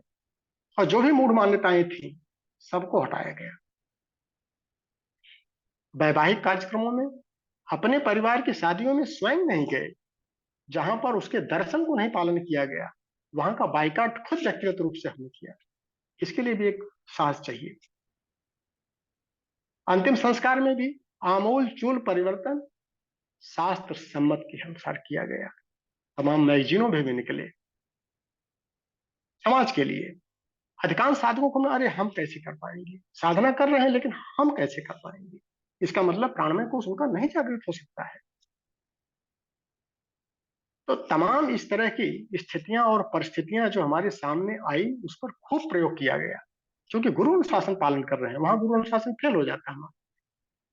तो जो अपने बस में था, जिसको अपने स्तर पर निर्णय लेना था, उसमें आमूलचूल परिवर्तन किया गया। और जब मनोमय कोष की साधना चली, तो मनोमय कोष का आहार दिए बिना मन जो है वो पोषित नहीं हो पाएगा। इसीलिए धैर्य और संतुलन की खूब परीक्षा दी गई। और वहां पर जो मेन सूत्र लिया गया कि मनुष्य परिस्थितियों का दास नहीं, उनका स्वामी है, निर्माण करता है, नियंत्रण करता भी है। ये क्या फड़ने के लिए खाली दिया गया था? नहीं जी। मनोमय कोष में इस आहार को खूब दिया गया। जो भी हमारे कर्म थे, संचित कर्म प्रारब्ध बन करके सामने आते गए, उनको विवेक सम्मत सलूशन समाधान देते हुए मन को देखा गया कि मन विचलित तो नहीं हो रहा है, मन में अधैर्यता तो नहीं आ रही है, मन असंतुलित तो नहीं हो रहा है, मन एकाग्रता में वृद्धि हो रही कि नहीं हो रही है, और हंसते हंसते उन समस्याओं का समाधान अंदर से कैसे निकाला जाए। तो उनको जो खेलने की क्षमता आई उनके साथ में, बुरी स्थितियों के साथ में, इससे मनोमय कोष का आहार मिला। और जब विज्ञानमय कोष के साथ में चलने लगी, तो विज्ञानमय कोष का भी आहार देना पड़ा। कि अंतःकरण अपना मन तक मैटर नहीं रहा, मन बुद्धि चित्त अहंकार के स्तर पर जाकर के वहां पर देखा गया कि इसको जो आहार मिलना चाहिए, अंतःकरण में किसी के प्रति राग द्वेष तो नहीं पैदा हो गया, बहिरंग की स्थितियों और क्रियाकलापों को देख करके कोई भेद दृष्टि तो नहीं आ रही है, प्रेम हमारा निर्मल हो रहा है कि नहीं हो रहा है, चित्त में निर्मलता आ रही है कि नहीं आ रही है, उसे को उतने अंशों में बढ़ाने का भी प्रयास किया गया। जो भी परिस्थितियां ऊपर वाला पैदा किया है, इनसे निपट करके अंतःकरण हमारा किस रूप में रिएक्शन कर रहा है। और जब आनंदमय कोष की साधना चलने लगी, तो उसकी मर्जी हमारी इच्छा बनी कि नहीं बनी, अखंडानंद इसके मूलभूत सिद्धांतों पर यही आधारित हो पाएगा कि जो कुछ भी वो दे रहा है, जब यहाँ पर राई रत्ती भर भी एक पत्ता भी नहीं हिल सकता उसकी मर्जी के बिना, वो सर्वव्यापी भी है और न्यायकारी भी है, तो हमारी अपनी इच्छा कहाँ रह गई? उसकी मर्जी में अपनी इच्छा हो पा रही है कि नहीं हो पा रही है? उन परिस्थितियों में हम दुख की जो तथाकथित दुख की सिचुएशन में हमारा आनंद जो है विचलित तो नहीं हो रहा है, उस पर फोकस किया गया। ये पांचों आहार जब तक हम नहीं देंगे, तो सिर्फ परिष्कार दे करके हमको उतना लाभ नहीं मिल पा रहा था। इसलिए पांचों कोषों का जब आहार चला है, तो पोषण मिलता गया। और आज हम गर्व के साथ कह सकते हैं कि 50% सफलता हमको मिली है, और बाकी जो 50% बाकी है, उसको रास्ता हमारा यथार्थ है, सत्य है, और गुरु चेतना प्रकाशित कर रही है कि नहीं, ये दिशा बिल्कुल सही है, समय लगेगा। जो 10 साल का उन्होंने कहा है, वो 10 साल तक मोटे मोटा हमको लग रहा है कि हम फर्स्ट डिवीजन ऑलराउंडर रहे हैं, तो फर्स्ट डिवीजन के फिर विद्यार्थी इस क्षेत्र में भी, आत्मिकी के क्षेत्र में बन पाएंगे। तो चूंकि यही आज का दिनचर्या का भी रहा है, जो छोटी मोटी समस्याएं साधकों के सामने उनके मनस चेतना में आती हैं, उनका समाधान क्या हो सकता है, और हमें मान के चलते हैं कि जो मोटी मोटा एक साधक के ऊपर एप्लीकेबल होता है, वही दूसरे साधक के लिए भी उपयोगी हो सकता है। इसमें अपनी स्थिति परिस्थिति के अनुरूप स्वयं लेवल पर निर्णय देना पड़ेगा। और मार्गदर्शन के लिए जो बड़े साधक हैं, श्रद्धेय बाबूजी, आज भी कोई हमको दिक्कत होती है तो उनसे व्यक्तिगत सलाह ले लेते हैं, क्योंकि बाबूजी के कार्य क्षेत्र बहुत बड़े हैं, तो उनको बार बार हम लोग परेशान नहीं कर सकते हैं। तो जो बड़े साधक हैं, जो इस रास्ते पर चल करके पिछले 5-6 सालों में अनुप्राणित हुए हैं, उनसे आप संपर्क साध कर सकते हैं। हम कभी आवश्यकता पड़ती रहती है बराबर, तो आदरणीय अमन भैया से हम बहुत प्रभावित होते हैं, क्योंकि उनकी साधना यथार्थ चल रही है, प्रैक्टिकल चल रही है, और हमसे बहुत आगे। अगर हम अंकों में लें, तो हम अपने को 35% मानते हैं सफल, तो उनको हम 60-65% तक मान लेते हैं। तो उनका नंबर भी आप लोग नोट कर लें, क्योंकि हम भी और अमन भैया दोनों सर्विस सेक्टर में हैं, व्यस्तता हमारी सर्विस में ज्यादा रहती है। अमन भैया कारपोरेट सेक्टर में हैं, तो उनके व्हाट्सएप पर मैसेज भेज करके आप उनसे समय ले करके उनसे बात कर सकते हैं, समाधान ले सकते हैं। तो अमन भैया के व्हाट्सएप का नंबर 9953124067। एक बार फिर पढ़ देते हैं, 9953124067। अगर नोट नहीं कर पाए हैं तो वीडियो को देख करके भी आप इस पर एक्सेस कर सकते हैं कि उनकी व्यस्तता भी डिस्टर्ब न हो, उनके कार्य बाधित न हो। तो मैसेज आप दे करके 9953124067 पर संपर्क कर सकते हैं। अगर हम कुछ अपने जीवन के माध्यम से कुछ आपको हेल्प कर सकते हैं, कुछ सेवा आपकी हो सकती है, तो हमारे व्हाट्सएप पर भी आप अपना मैसेज दे सकते हैं। हमारा नंबर है 9412218700। फिर से नोट कर लें, 9412218700। 9412218700। इस नंबर पर अगर हम लोगों से कुछ सेवा हो पाए, साधकों का कुछ अच्छा हो जाए, तो हम लोग भी धन महसूस करेंगे। और भी तमाम वरिष्ठ साधक हैं और सबके नंबर पंचकोश के ग्रुप में हैं। सबसे आप लोग लाभान्वित हो सकते हैं। क्योंकि कक्षा का समय भी अब समापन की तरफ है। हम उसे चाह तो रहे थे कि अमन भैया भी 10-5 मिनट अपना अनुभव साझा करें, लेकिन कक्षा में हम लोग, अब प्रश्नोत्तरी का समय आ रहा है, हम भी उपस्थित हैं, अमन भैया भी हैं, और श्रद्धेय बाबू जी मार्गदर्शन के लिए 24 घंटा हम लोगों के लिए उपलब्ध रहते हैं। तो उनका भी आशीर्वाद ले लें। और ये रहा आज के पंचकोश साधक की दिनचर्या के साथ में आचरण संहिता, दोनों को लेके चलेंगे। समग्रता में हम सभी लाभान्वित हो जाएंगे और हम सब एक ही पथ के पथिक हैं।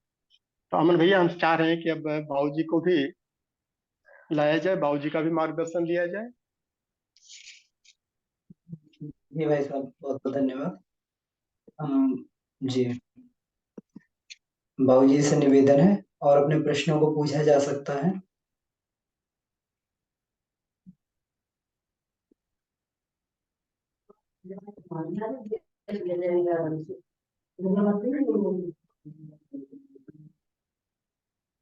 बाबू जी का ऑडियो ऑफ कर लिया उन्होंने।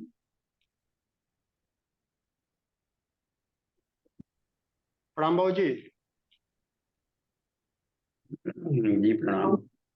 बाबू जी, विचार चला कि हर बार नए नए जो साधक आते हैं उनके सामने समस्या रहती है, प्रश्न आते रहते हैं कि हम शुरुआत कर रहे हैं तो शुरुआत कैसे करें। तो ये हुआ कि अपने अनुभव साझा किया जाए आज थोड़ा विधिवत, तो हो सकता है कुछ लाभ मिल जाए।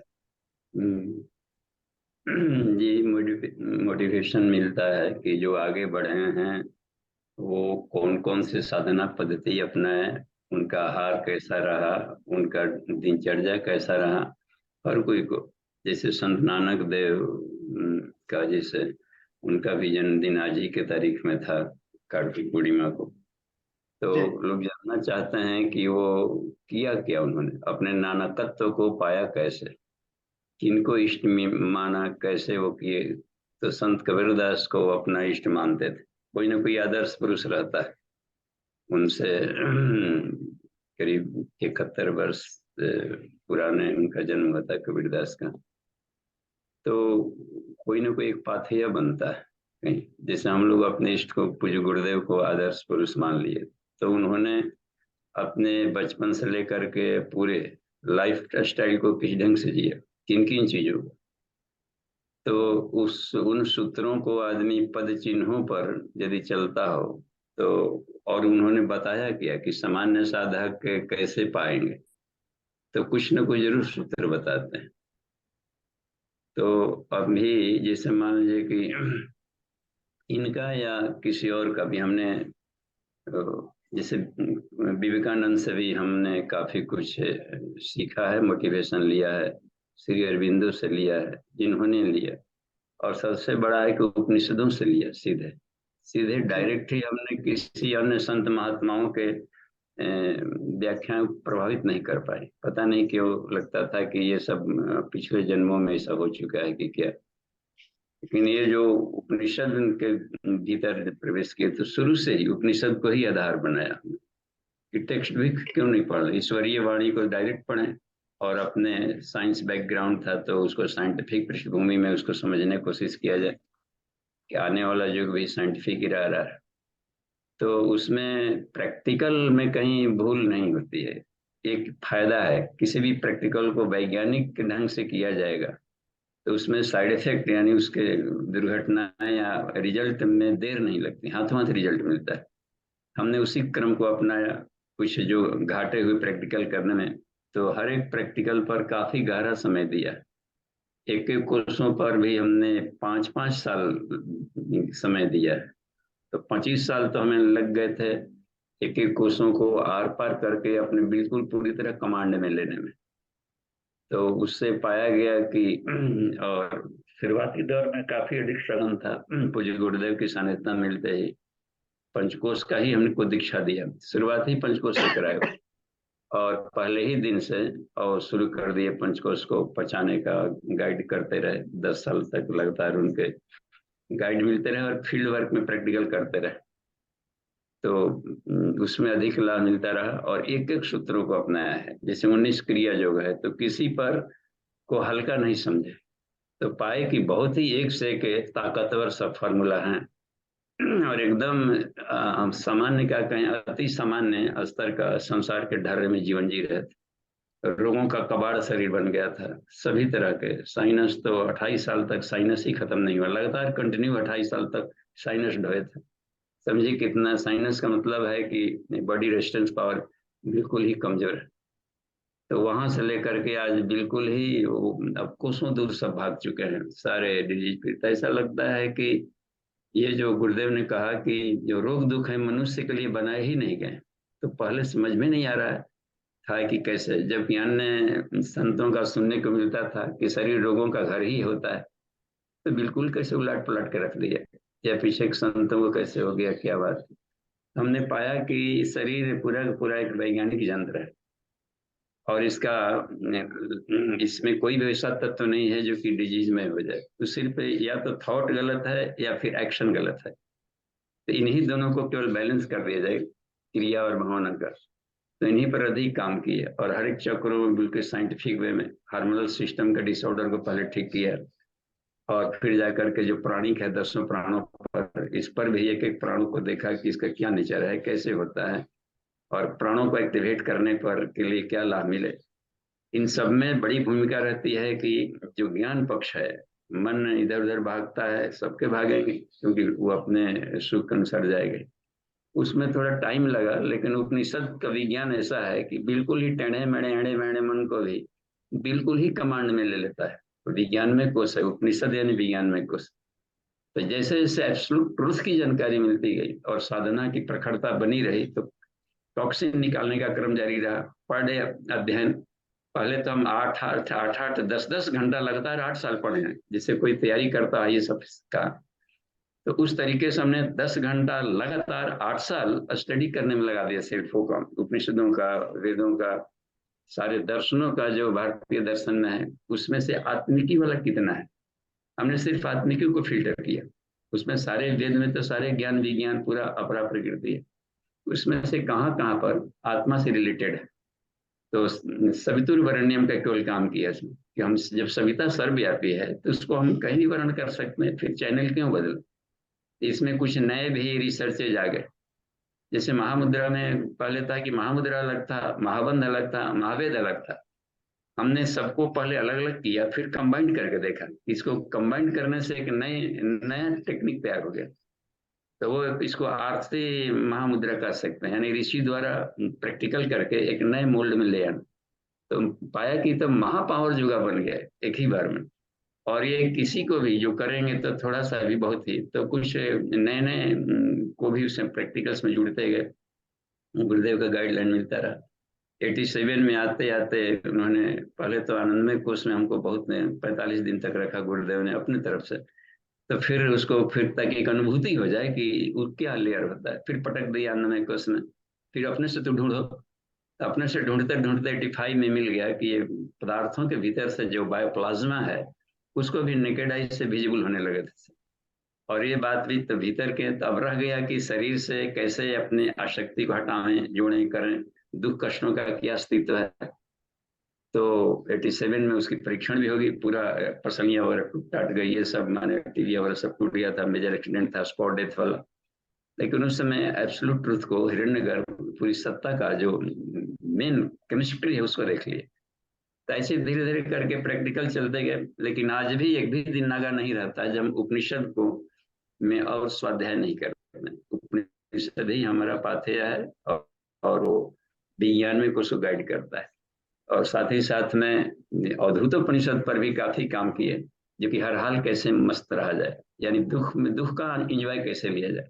तो सुख के आनंद से अनेकों गुना आनंद दुख का एंजॉय लेने में होता है, और बहुत सारी प्रेरणाएं बढ़ती है।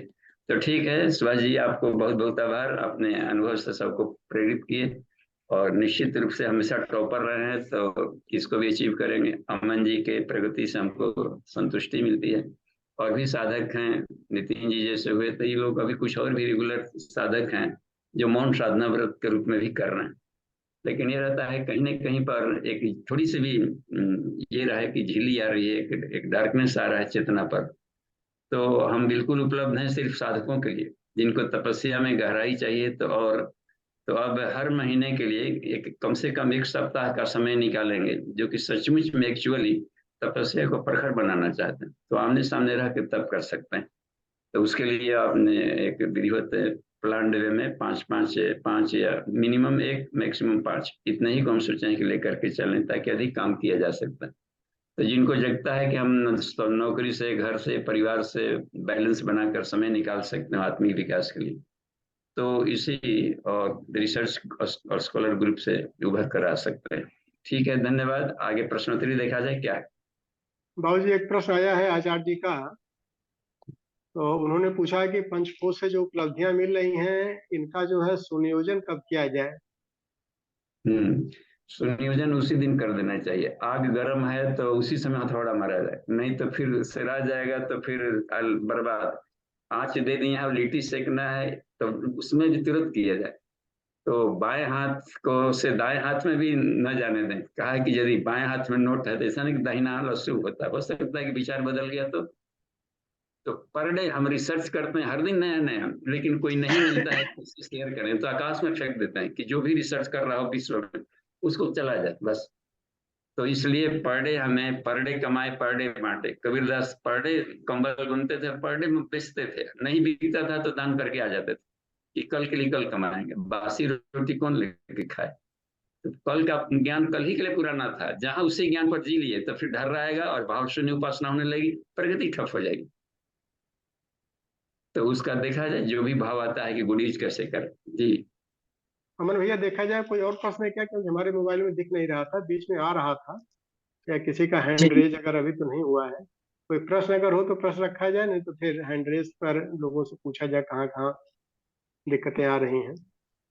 इसमें बेला दीदी का है, प्रश्न आया था कि गुरु अनुशासन क्या है। देखिए, गुरु अनुशासन तो हमने जो लिया वो ये लिया कि उन्होंने, पूज्य गुरुदेव बताते हैं कि उपासनाएं सफल क्यों नहीं होती। हम साधना करते हैं और डेस्टिनेशन तक क्यों नहीं पहुंचते। सिर्फ 3 फैक्टर उन्होंने बताया। पहली बताया कि हमारा दृष्टिकोण क्या है, साधना का दृष्टिकोण। कोई भी काम कर रहे हैं तो उसमें हम क्या क्या पाना क्या चाहते हैं। यदि वो नहीं रहेगा आत्मिकी का, और अपने को शानदार उत्कृष्ट नहीं रहा, तो भी उपासना सफल नहीं होगी। तो पहला अनुशासन है कि हमेशा हम अपना एंगल और विजन साफ रखें कि हमको कहाँ जाना है, क्या करना है, और लास्ट जीवन का मंजिल क्या है। तो वो तो होता है कि टारगेट साफ दिखना चाहिए। यानी ईश्वर आदर्श है तो ईश्वरों के साथ में लगाव बहुत अधिक हो। हद से ज्यादा प्यार करना पड़ता है अपने आत्मा से। आत्मिकी में प्रगति करनी है तो अपने आत्मा से ही बहुत हद से ज्यादा प्यार करें। ईश्वर से बस एक ही दोस्त काफी है सारे ब्रह्मांड को झेल लेने के लिए। तो दोस्ती मजबूत करनी पड़ती है, और अपना थॉट बहुत ही रखना पड़ता है यूनिवर्सल। तो माइंड को हमेशा दायरे को बहुत ही एक्सपेंड कर दे, कॉस्मिक कॉस्मिक मेंटेलिटी का होना पड़ता है एक। दूसरा है उसमें कि चारित्रिक प्रखरता, हम अपने को बराबर कसे रहते हैं। पूज्य गुरुदेव तपस्वी थे, ये भी देखिए, वेद मूर्ति तो थे मतलब देखिए ज्ञान का कितना, और तपस्वी भी थे। तो हम अपने इंद्रियों को कितना तपा पाए, यानी अपने चारित्रिक प्रखरता बहुत जरूरी है। 10 इंद्रियों का मिसयूज रोकना और गुड यूज शुरू करना। मिसयूज रुकेगा तो ताकत बढ़ती जाएगी, गुड यूज शुरू करेंगे, ये डिसिप्लिन है ये। तो गायत्री स्मृति का सुभाष जी ने नाम लिया, तो उसमें दियानी स्वबसे पुंसा जबात है, तो इसका मतलब ये साफ है कि चारित्रिक प्रखरता पर बल दे रहा है। और नहीं तो एक बार भी गायत्री मंत्र बोलेंगे जरूर अथा आएगा, घोर ऊपर से अमृत आता है, लेकिन छेद हो पर्सनालिटी में तो बह जाएगा उधर उधर।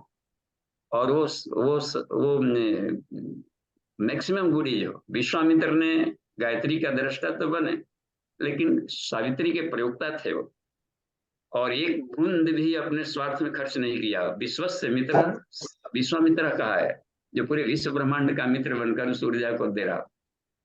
तो उसी में सारे चंदन और सारे गायत्री स्मृतियां आ जा रही। तो दूसरा वाला हमने ये अपनाया कि अपने जितना हो सकता है, जितनी सामर्थ्य है उतनी भर तो स्क्रू बहुत अधिक नट टाइट करें कि टूट जाए, ढीला भी न रखें कि बजे ही नहीं। तो मध्यम रास्ता से धीरे धीरे तन्मात्राओं को पकाते पकाते, यानी प्रवृत्ति से निवृत्ति, प्रैक्टिकल करते हुए भीतर में कि उसको उसमें रचे पचे रहते हुए कितना हम कर सकते हैं, इसको धीरे धीरे करते रहे तो बहुत सरल हो गया, अणुव्रत जैसा बन गया। तो एक तो ये डिसिप्लिन अपनाना पड़ता है कि कुछ सेविंग करें अपने तपस्या का और उसको लगा दें आत्मिक विकास में। और तीसरा वाली जो बात थी कि हमें जो संसार से ड्यूटी जाना है, यहाँ जाना है, काम करना है, हमने पूरा का पूरा होल लाइफ लेंथ अपना सर्विस लाइफ भी बिताया और कहीं भी वैसे फांकीबाजी नहीं की है। जो भी काम था आज के काम को कल के लिए कभी टाला ही नहीं सर्विस लाइफ में, और इस तरीके से हमेशा रहे, उसी में से समय निकाल करके सैटरडे संडे का उपयोग करते रहे लोक सेवा में, गुरु जी काम में या अपने। तो यह रह गई बात कि हमारा जो मैनर्स है संसार के साथ लगाव, साग सब्जी खरीदने जाएं, बाजार है, मार्केटिंग है, ऑफिस स्टाफ हैं, बाल बच्चे, पड़ोसी, हित नाता भगवत, जो ये जो पसारा है, इसके साथ अपना मैनर्स क्या है। तो वेदानुकूल यदि अपना बिहेवियर रखते हैं संसार वालों के साथ में, तो एक डिसिप्लिन यह है। ईश्वर आता ही है वेद के आधार पर अपने आचार संहिता बनवाने। राम जन्म करे तो राखे नुज श्रुति से तू। जहां भी हम वेद विरुद्ध आचरण करने लगते हैं तो प्रकृति का झटका ऐसा आएगा कि रगड़ करके रख देता है, चाहे अपने भीतर खान पान से जुड़ा हुआ हो, तो नेचर से संबंध जुड़ा हुआ, तो एक होता है कि ये वाला अनुशासन होता है कि प्रकृति के अनुशासन को फॉलो किए और साथ ही साथ में आत्मानुशासन को फॉलो किए। तो ये दो मेन रहता है इसमें। जी दी प्रणाम। बाबू जी, एक प्रश्न है, लग रहा है कि इसका जवाब हमको देना पड़ेगा। तो उसमें इन्होंने पूछा है कि अखंड ज्योति को इसको मेंटेन कैसे करते हैं। तो चूंकि हम अखंड ज्योति जला रहे हैं तो इसका वैसे तो आप बताएंगे, लेकिन हम अपना तो कम से कम बता ही दें कि अखंड ज्योति को जो है, उसे अखंड ज्योति तो अंदर की ही होती है, बाहर अखंड ज्योति हम बहुत ज्यादा नहीं मान पाते हैं। लेकिन हाँ, जहाँ पर हम रहते हैं 12 मास, वहां पर एक दीपक जलता है हमारे साधना कक्ष में, उससे हम अनुप्राणित भी होते रहते हैं, और साधना पीरियड में, साधना के बाद भी एक अनुशासन बना के रखते हैं।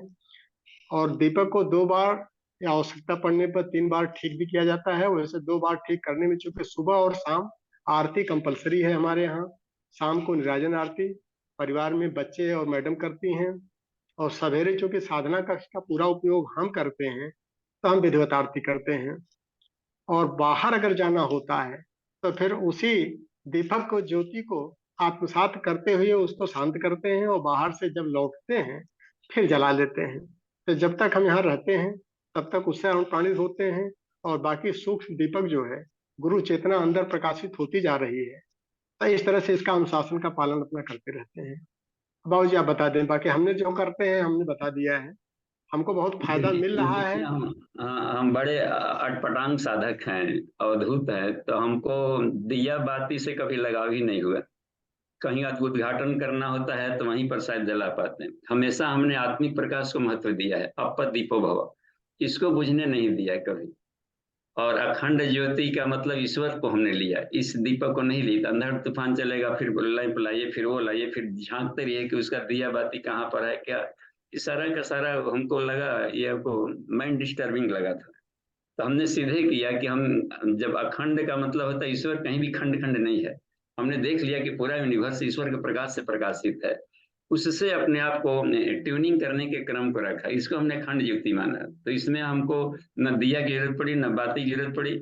हाँ, पूरे पात्र को दिया मान लिए, रीढ़ की हड्डी को बाती माने, और बीज को, सीमेंट को कोशिश की कि ससुराल में जाए। तो ये घी वाला बाती का हमने अपने ढंग से लिया है, अपने सिद्ध ढंग से। जी प्रणाम। बाबू जी, हमको लग रहा है कि दोनों का एक तरह से उत्तर मिल गया है कि शुरुआती दौर में हमको इसकी आवश्यकता पड़ रही है, क्योंकि हमको पूरे परिवार को प्रकाशित करना है। बच्चे भी उसे शिक्षण ले रहे हैं और बच्चों का भी मानस इस स्तर का विकसित नहीं हो पाता है, तो वो भी लाभान्वित होते चले। इसलिए हमने इस चीज को भी अपने संस्कार में लेके चल रहे हैं। तो दोनों अपनी अपनी जगह सही है। लेकिन हाँ, अखंड का मतलब ये नहीं कि अगर बुझ गया तो खंडित हो गया। बहिरंग में तो बुझेगा ही बुझेगा, बुझाना भी पड़ता है, लेकिन अधिक से अधिक उसका लाभ लिया जा सकता है। तो शुरुआती दौर के साधक के लिए ये जरूरी हो जाता है। और कोई प्रश्न हो तो अमन भैया।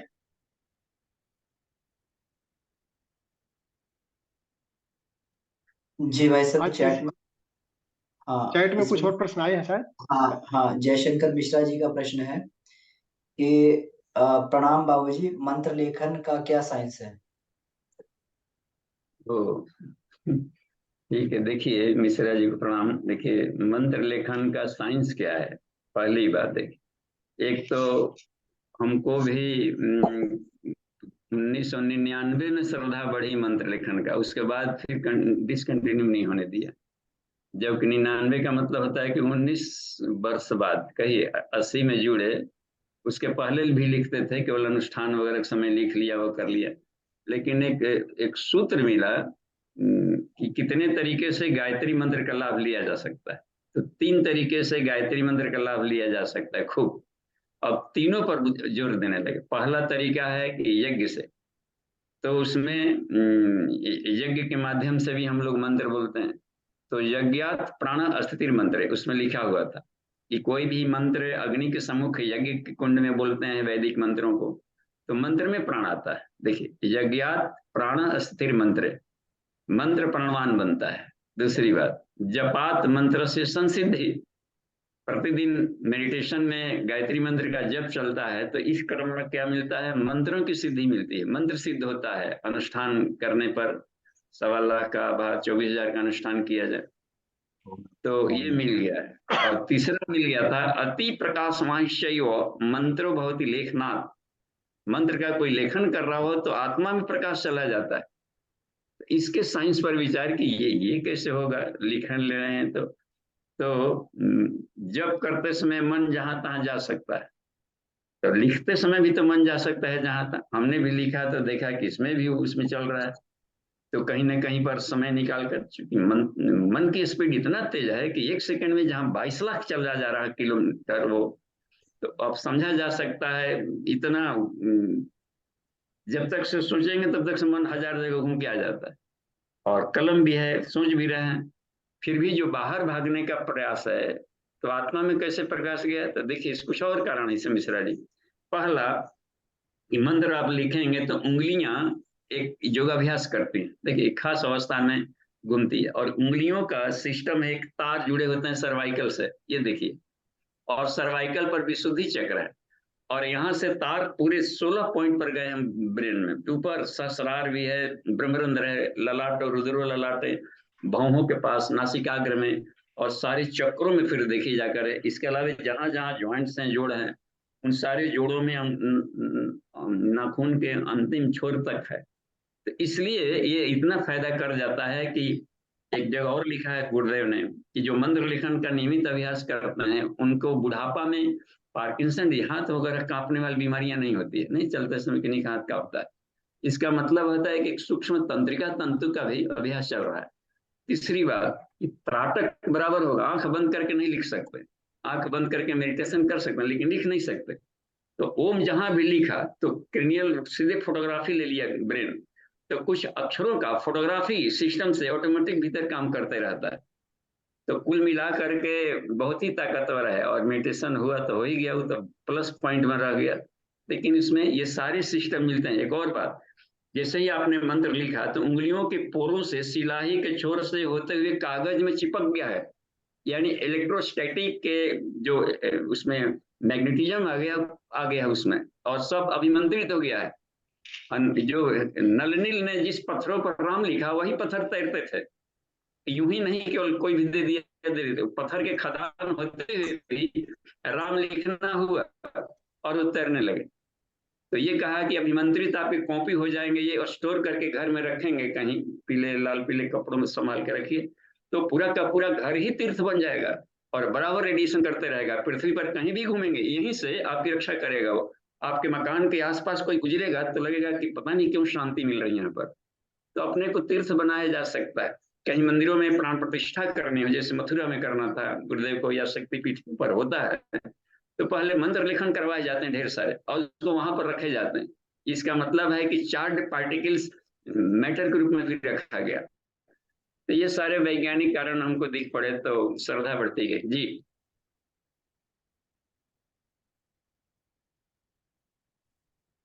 ये बीके पांडे जी का हैंड रेज है, जी उन इनको परमिट कर दें। हाँ पांडे जी।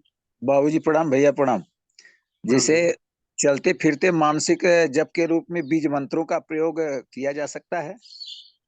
देखिए, बीज मंत्र विश्वामित्र ने भूर्भुवः स्वः के अलावा कोई बीज मंत्र नहीं जोड़ा है। ओम अपने आप में सार्वभौम बीज मंत्र है। तो अन्य बीज मंत्र जोड़ने का मतलब होता है औपनिषदिक कुछ अलग से मनोकामना से युक्त होकर के करना, तो फिर ब्रह्म गायत्री नहीं रह जाता है, उसमें देव गायत्री में बदल जाता है। तो जितना है उतने ही बार गुरुदेव ने हमको दीक्षा बीज लगा, अन्य बीज लगा कर नहीं दिया, इसलिए अन्य मंत्र पर श्रद्धा गई ही नहीं कभी। गुरु गुरु वाक्यम ब्रह्म वाक्यम, बस जो दे दिया उसी से सपा लिए। जी बाबूजी। तो अब है कि चलते फिरते मंत्र जप सकते हैं, मानसिक जप, वो तो आदेश है। गायत्री महाविज्ञान में है कि सुचिर वापी असुचिर वापी, पवित्र हो या पवित्र हो कोई मायने नहीं करता, नो प्रॉब्लम। गपठन चल फिर रहे हो, तिष्ठन या बैठे हुए हो, यदा तदा या बाथरूम हो, कहीं भी हो, हल चला रहे हो, ड्राइविंग कर रहे हो, कहीं किसी भी अवस्था में हो, गायत्री प्रजपे धीमान। बुद्धिमान व्यक्ति निरंतर गायत्री महामंत्र का जप करे, मानसिक जपात पापा निवर्त, इस जप से महान पापों से छुटकारा पा लेगा। साथ ही साथ उसके भाव में सब कॉन्शियस और सुपर कॉन्शियस माइंड भी उसी तरीके से न्यूरन से उसी से चार्ज हो जाते हैं। तो यम यम आप स्मरण भाव तेजती अंति कलेवर, जिस भाव से लेकर के साधक शरीर छोड़ता है वह उसी को प्राप्त होता है। जी धन्यवाद। जी बाबूजी प्रणाम। जी बाबूजी, इसमें एक प्रश्न और है सुमन दीदी का। प्रणाम बाबूजी, आपसे 10 आवर्स स्टडी आपने स्टडी की, हाउ हैव यू मैनेज? क्या पूछ रहे हैं? चलिए आप बड़ा अच्छा प्रश्न सर्विस कर में रहे हैं। रहते हुए 10 घंटा आप कैसे स्टडी कर लेते थे बाबूजी? ओ 10 घंटा कैसे पढ़ लेते थे? वो तो 10 घंटा कम ही बताए, इससे अधिक पढ़ते थे। तो देखिए, वैसे कहीं ना लोग हमको एकदम पागल जैसा समझते थे। रोड पर चल रहे हैं, गाड़ी पकड़ने तो भी पढ़ते रहते थे किताब, खाना खा रहे हो तो किताब भी खोले रहते थे, खाते भी थे, भले पेट में जाए कि नाक में जाए, नो प्रॉब्लम। मतलब तो हम अध्ययन में भी मन लगता था, किताब ही सोते थे। टोलियों में भी जाते थे बाहर तो बेड से अधिक अपना पूरा लाइब्रेरी ही लेकर चलते रहते थे। और ऑफिस वर्क में तो हमारा चूंकि स्टडीज का काम रहता है, तो मूल्यांकन वगैरह तो पर डे 2 घंटे का काम है। ईमानदारी से करें तो 2 घंटा में दिन भर का काम खत्म। और बाकी समय अपने अलमारी में वेद उपनिषद रखे रहते थे, उसी को पढ़ते रहते थे कोने में बैठ करके। अन्य लोग अखबार पढ़ रहे हैं, राजनीतिक चर्चा कर रहे हैं, चाय की दुकान पर जा रहे हैं, जो करें, लेकिन हम अपने एकदम धुन सवार हो गया था कि जानना है तो जानना है, बस आर पार जानना है कि अध्यात्म क्या होता है। बस पहली कक्षा कहाँ है, लास्ट कहाँ है, कैसे उसकी जर्नी होती है। इतनी जुनून देखा तो उस जुनून के आकर्षण ने पूज्य गुरुदेव को खींच लाया। तो जहां भी एक कदम चलेंगे तो आपको मार्गदर्शक सत्ता अपने आप उसी स्तर की मिलते जाती।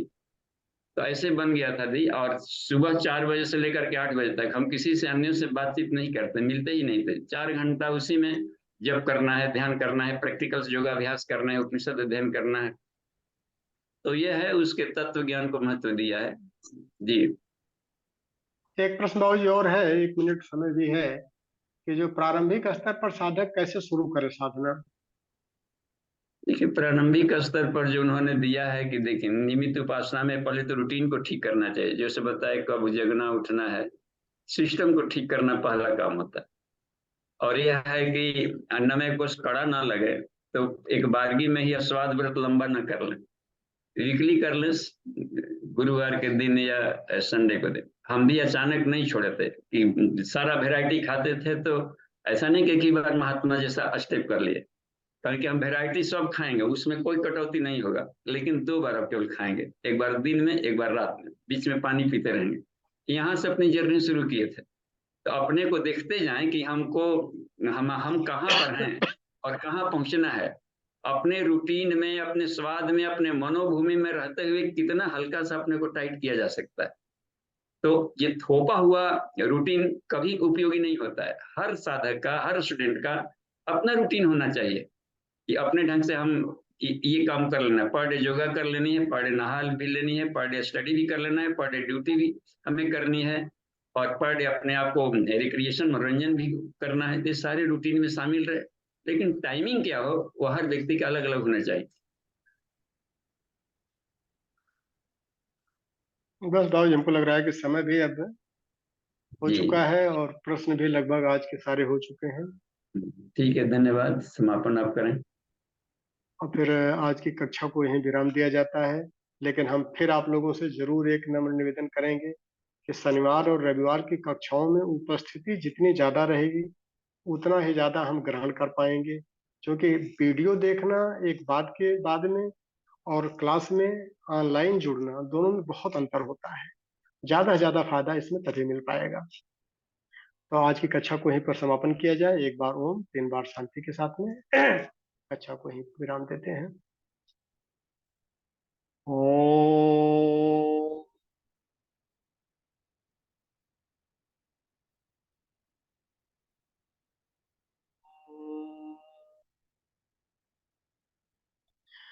शांति, शांति, शांति। समाप्त। बहुत बहुत आभार आप सबका। धन्यवाद। आज का दिन शुभ हो।